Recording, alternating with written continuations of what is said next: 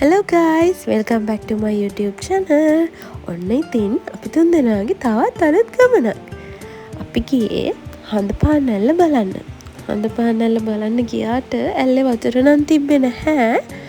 හැබැයි ඉතින් අපි හිතාගත්තා ආයේ වැස්ස කාලෙක එනවා කියලා. මොකද මම ආසම දියැලක් හඳ පානැල්ල කියන්නේ.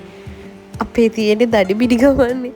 සිංහරාජ පැත්තට ගියත් ඒකෙත් කැලේ ඇතුළට යන්න අපිට වෙලා මදි වුණා. මොකද අපි මේ ගමන පටන් ගත්තෙම දවල් 10-11 වෙලා. ඒ නිසා අපි ප්ලෑන් කරා වෙන තැනකට යන්න.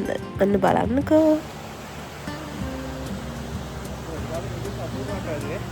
මේ කොහෙද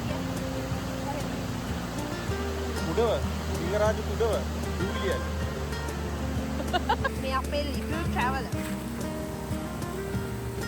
say hi මොකද කරන්නේ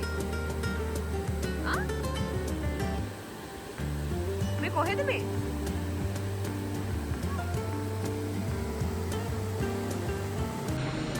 වතුර වැටෙන හඬයි, ගස්වල කොළ හෙලවෙන හඬයි, කුරුල්ලන්ගේ හඬයි මේ තුනම තියෙන තැනක් කියන්නේ ඇත්තටම හිත නිවෙන තැනක්. මම නම් ආසම ඒ වයිබ් එකට.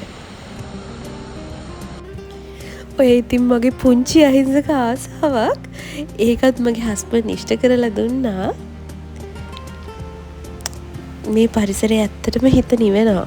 හරිම ලස්සනයි. ඔයාලත් යන්න ඒ පරිසරයේ ලස්සන විඳින්න.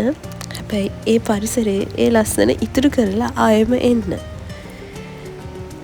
So guys, bye bye. Thank you for watching. අය අලුත් vlog එකකින් හම්බෙමු.